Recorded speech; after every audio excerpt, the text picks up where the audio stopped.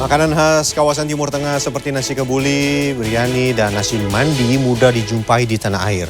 Namun tahukah Anda dibutuhkan banyak bahan dan proses produksi yang panjang hingga hidangan ini tersaji. Kali ini kami mengajak Anda untuk merasakan kesibukan di dapur makanan khas Timur Tengah, mulai dari pengolahan rempah-rempah hingga proses memasak lauk pauk yang menggugah selera.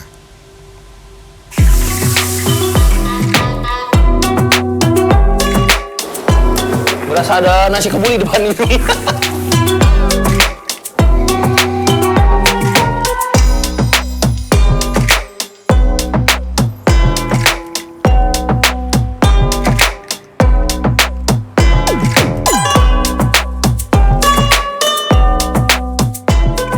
Nasi yang empuk berpadu dengan aroma rempah yang khas ditambah nikmatnya daging kambing atau ayam yang kaya bumbu menjadikan hidangan khas Timur Tengah ini favorit banyak orang.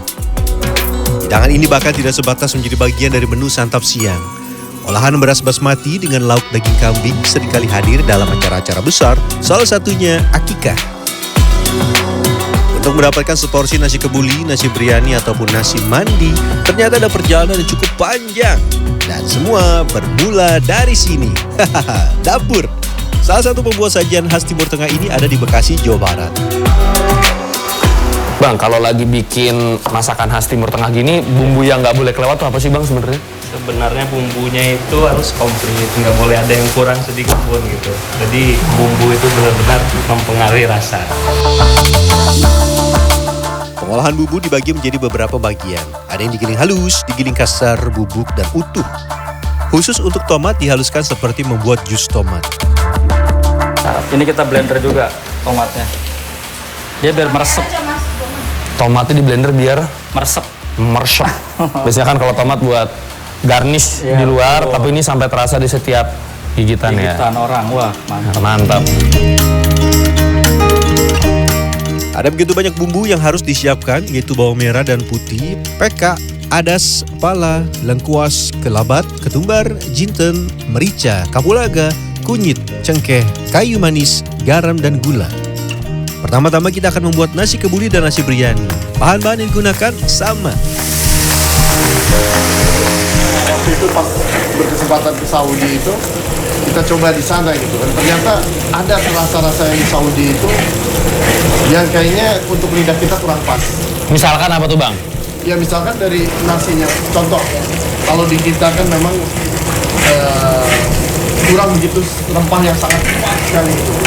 Makanya kita combine, termasuk juga kalau di Saudi sana rasa gurih itu kurang, asin itu kurang gitu kan. Setelah harum dan matang, masukkan bawang bombay dan masak hingga layu. Kemudian masukkan jus tomat hingga kadar airnya berkurang. Selanjutnya masak rempah-rempah yang masih utuh. Di sana sepertinya lengkuas ini mereka udah serba bubuk kayaknya. Walaupun resepnya telah dimodifikasi agar sesuai dengan lidah warga plus 62, beberapa bumbu masih diimpor langsung dari Timur Tengah. Import. Biasanya India, Pakistan. Jadi dia nggak bulat-bulat. Kalau di Indonesia ini bulat-bulat. Nah, ini agak lonjong dan wanginya beda. Beri sedikit gula, garam, dan penyedap rasa untuk memperkuat rasa makanan. Tambahkan air secukupnya. Beras yang digunakan untuk membuat nasi biryani dan nasi kebuli ini sama, yaitu beras basmati. Tapi jangan lupa direndam terlebih dahulu ya. Ya. Nah pertanyaan saya kenapa harus direndam Bang? Biar dia agak ngembang dikit. Oh begitu guys. Kalau enggak nanti jadinya agak bantet. Kira-kira ya sekitar 10 sampai 20 menit lah. Cukup ya? Masak hingga air menyusut 50%. Setelah itu matikan api dan biarkan air meresap ke dalam bulir-bulir beras. Lalu kukus selama 1 jam atau hingga beras betul-betul matang sempurna. Jangan lupa tambahkan sedikit pewarna makanan merah untuk mempercantik tampilan.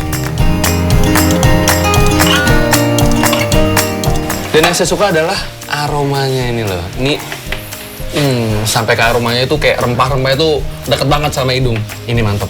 Ini nasi kebuli. Bila langsung disajikan, hidangan ini disebut nasi kebuli. Namun, bila akan disajikan sebagai nasi biryani, begini caranya.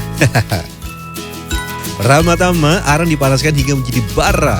Arang yang digunakan biasanya adalah arang kayu, sebab arang kayu mengeluarkan asap lebih banyak dibandingkan arang batok. Setelah itu tuang sedikit minyak goreng lalu diamkan bersama nasi kebuli selama 30 menit atau hingga asap habis total.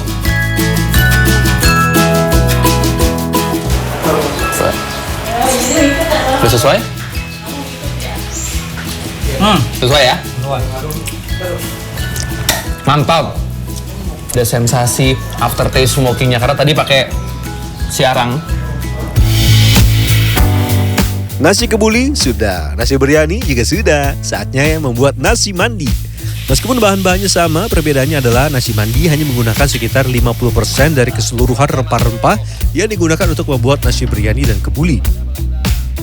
Nah untuk ini apa bang hari ini ya? Ini bikin apa ini nih? Kita bikin nasi mandi nih. Tapi kenapa yang ini kayaknya lebih kecil bang? Bikinnya lebih dikit? Karena best seller kita kebuli memang.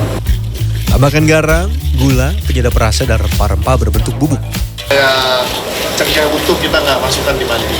Cengkeh utuh, dan kapulaga utuh kita nggak masukkan. Perbedaan lain selain menggunakan bumbu yang lebih sedikit, nasi mandi yang berwarna lebih cerah tidak menggunakan tomat. Proses selanjutnya relatif sama. Tambahkan air dan masukkan beras basmati yang sudah direndam. Masak hingga air menyusut 50%. Di masyarakat atau di pasaran, kalau kita ngelihat orang yang jual nasi kebuli tapi warnanya cerah, itu belum real kebuli sebenarnya mas. Itu masih kemandi. Nasi mandi. Nasi mandi, apalagi dia pakai smoky, diasepin. Itu nasi mandi. Kalau kebuli nggak diasepin ya. Kebuli nggak diasepin ya? Kemudian matikan api dan biarkan seluruh bumbu di dalam air meresap ke butiran beras. Lanjut kukus beras dan tambahkan pewarna makanan oranye. Sedikit saja cukup ya. Kemudian proses yang tidak boleh terlewat, lagi-lagi pengasapan dengan arang. Ini dimasukkan aluminium foil tengah-tengah wadahnya, ya. Ada arang, masukin arang langsung. Dan setelah setengah jam menanti, nasi mandi sudah bisa disajikan.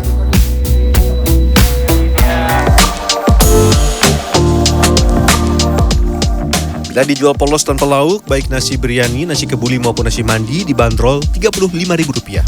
Tapi bila ingin lebih nikmat, nasi Timur Tengah bisa ditambahkan lauk daging ayam atau kambing. Yuk kita buat!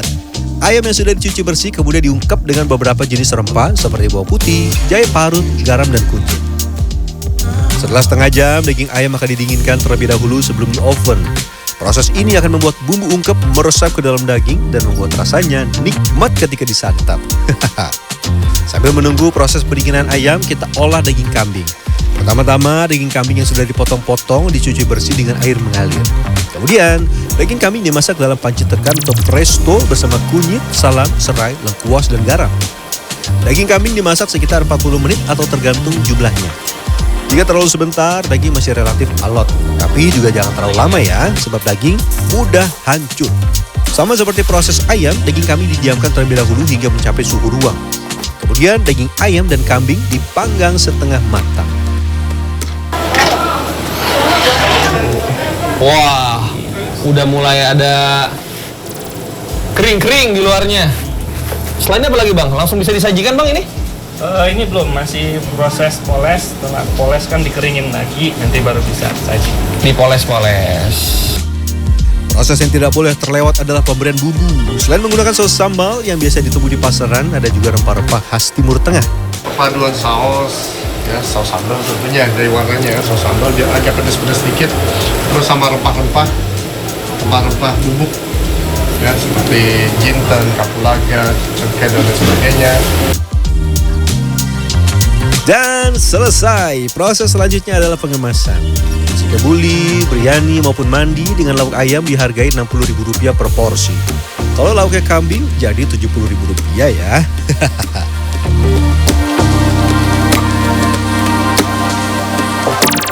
Selain menjadi hidangan alternatif untuk santap siang maupun malam, olahan khas Timur Tengah dengan lauk daging kambing kini sering menjadi hidangan pada upacara akikah.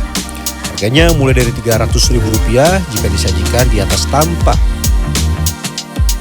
Biasanya kan aku kalau dapat akikah tuh selalu kayak tongseng atau gulai, itu kan olahannya selalu itu aja. Terus pas nemuin ini diolah jadi kebuli tuh kayak sih kerasa beda banget. Terus pasti yang akan terima bakal jauh lebih seneng, jadi jauh lebih beda daripada yang lain. Ini seger banget, asamnya pas, pedesnya pas, cocok untuk setelah makan nasi kebuli, itu kan banyak rempah ya. Usaha kuliner khas Timur Tengah di Kota Bekasi ini setiap hari mampu menjual sedikitnya 30 porsi nasi kebuli, biryani, dan nasi mandi. Tapi kalau lagi ramai atau ada pesanan khusus, waduh, bisa sampai ratusan porsi. Kini Andri Surya sudah merasakan gurihnya bisnis kuliner Timur Tengah di Indonesia. Tapi dulu ia pernah berteman dengan kegagalan. Misalkan nih, kita lagi mau kukus. Tadi kan ada tuh, ya Mas Nando lihat gimana kita kukus begitu banyak. Itu nggak taunya ya, bagian produksi airnya lupa ditambah. Jadi kering gosong, pasti buka udah bau gosong. Nah itu gagal, kita nggak bisa akalin mau diapain lagi gitu ya, nggak bisa dijual. Nah, itu ya mau nggak mau kita rugi. Salah bumbu, misalkan untuk sekian kilo, tetapi dikasih bumbu yang salah gitu kan, takarannya dan lain sebagainya. Itu awal-awal. Menerapkan sistem penjemput bola dengan berdagang menggunakan mobil sudah dilakukannya dalam beberapa tahun terakhir. Yuk kita siap-siap. Gak cuma pesanan, tapi kita juga akan mangkal berjualan. Oke, siap-siap geser. Ini sudah, chickennya juga sudah, ininya juga sudah. Oke, nasinya sudah semua. Kita lanjut. Aman? Oke nih, terus ini. Sip, jangan sampai ketinggalan. Let's go.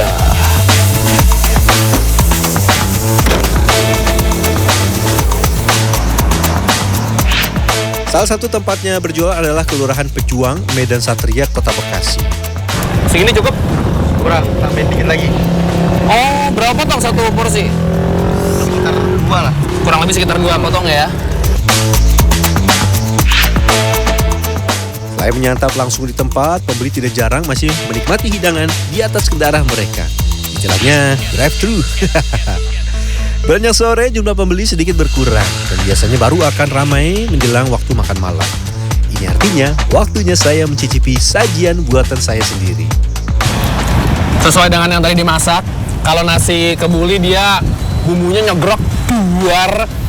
Tapi buat saya pribadi, saya paling suka itu nasi biryani karena dengan kencangnya rempah, dia ada sensasi smoky-nya. Tapi kalau mau sensasi smoky, tapi bumbunya nggak terlalu strong, nah bisa coba nasi mandi. Kelihatan, warnanya lebih santai. Nasi kebuli semakin nikmat jika disantap dengan beberapa sajian pelengkap seperti kerupuk, acar, dan sambal. Di presto dengan waktu yang tepat, udah tuh merotol, gampang dikunyah, tapi nggak segampang itu buat jatuh. Pas banget buat saya pribadi, mantap. Bumbunya juga nyerap ke dalam. Oh.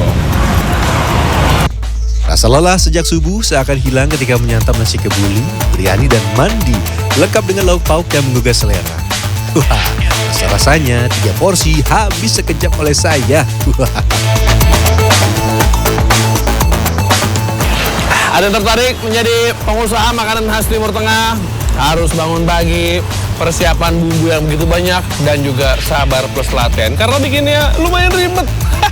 Dengan Fernando, Dwi Agung Yuldiarto, Bekasi, Jawa Barat. Saya habisin dulu. Yang mana ya? Favorit.